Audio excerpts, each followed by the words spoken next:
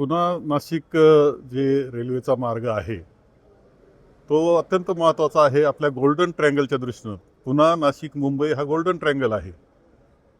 देशातला विकसित होणारा एक महत्त्वाचा असा तो तो का कालखंड तो भाग आहे. असं असताना ज्यावेळेस पुन्हा नाशिकची रेल्वे मार्ग आखला जातो आहे त्यावेळेस त्यामध्ये काम झालेलं आहे. त्याचं पूर्णपणे भूसंपादनाकरताचं मोठं काम झालेलं आहे. जवळजवळ 600 कोटी रुपये त्यामध्ये वाटण्यात आलेले आहे. असं असताना तो रद्द होतो कसा, ही मोठी शंका आमच्या सगळ्यांच्या मनामध्ये आहे. आपल्या सगळ्यांच्या विकासाला चालना देणार आहे. शिर्डीपासून सुद्धा दूर आहे असं नाही आहे. शिर्डीला सुद्धा अत्यंत असं जवळून जाणार आहे, योग्य सुरक्षित अंतरापासून जाणार आहे. आणि हे सगळं असताना मात्र तो थांबवला का जातो, GMRTचं कारण सांगितलं जातं. ज्यावेळेस तुम्ही 600 कोटी रुपये भूसंपादनासाठी वाटता त्यावेळेस GMRT पाहिली नव्हती का तुम्ही? सगळं पाहिलेलं होतं. असं मला असं वाटतं की आतमध्ये काहीतरी राजकारण केलं जातं आहे आणि दुर्दैवी आहे आपल्या विभागाच्या दृष्टीनं हे राजकारण.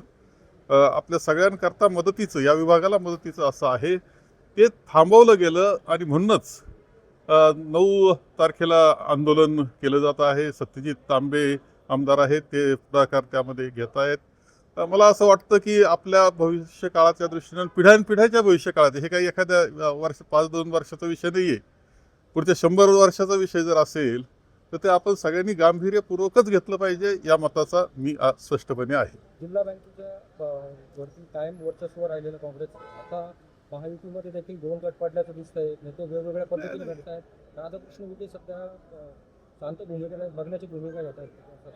नाही, मी एक पाहिलेलं आहे की मी 4 निवडणुका मी स्वतः पुढाकार घेऊन केलेल्या आहेत. आम्ही निवडून दिल्यानंतर संचालक मंडळ तिथे जातं आणि नंतर मात्र अपेक्षित ज्या पद्धतीनं एक जीवानं राहिलं पाहिजे, एका सूत्रानं राहिलं पाहिजे आणि बँकेचीच काळजी घेतली पाहिजे, शेतकऱ्याची काळजी घेतली पाहिजे, संस्थांची काळजी घेतली पाहिजे, असं होताना मला दिसलं. त्यामुळे माझी काही नाराजी आत्तापर्यंत झालेल्या निवडणुका आणि त्यामध्ये आलेले संचालक निवडून आणि त्यांनी केलेलं कामकाज या बाबतीत निश्चितपणे आहे.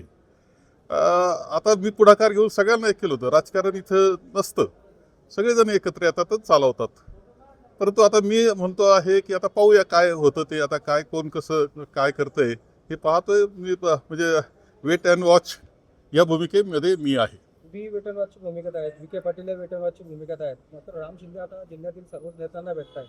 कुठंतरी तो अधिकार त्यांचा आहे ना. शेवटी असं आहे की ते सभापती जरी असले तर या जिल्ह्याचे आहेत आणि संस्थांमध्ये भाग घेण्याचा अधिकार त्यांचा तो आहे. ते जर सगळ्या जिल्ह्यात मध्ये फिरत असतील तर आमची काही हरकत असेल, कारण हा एक प्रक्रियेचा भाग आहे.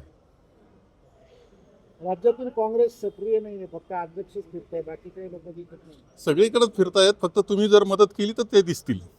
आमदार लोकसभा जे आहे त्यांची आमदारकी धोक्यात आहे अशी काय नेमके आपण नाही, असं आहे की माझ्या काही हरकती आहेत, माझे काही आक्षेप आहेत आणि त्या पद्धतीनं मी माननीय हायकोर्टामध्ये ते मांडलेलं आहे, उच्च न्यायालयामध्ये, आणि त्यावर कारवाई चालू आहे.